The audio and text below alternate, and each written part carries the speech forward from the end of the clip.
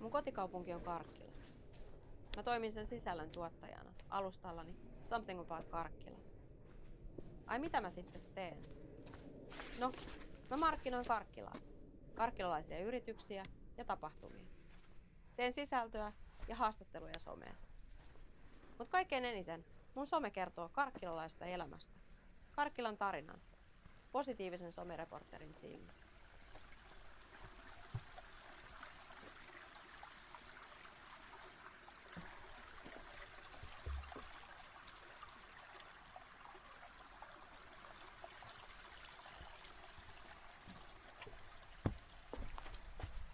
Tervetuloa tutustumaan Länsi-Uudenmaan kulttuuriseen helmeen Karkkilaan. Karkkilan rautainen sydän sykkii perinnettä ja historiaa. Ja täällä, luonnon helmassa, oikeesti mieli lepää. Mä löydyn Facebookista, Instagramista, TikTokista ja YouTubesta. Ota seurantaan.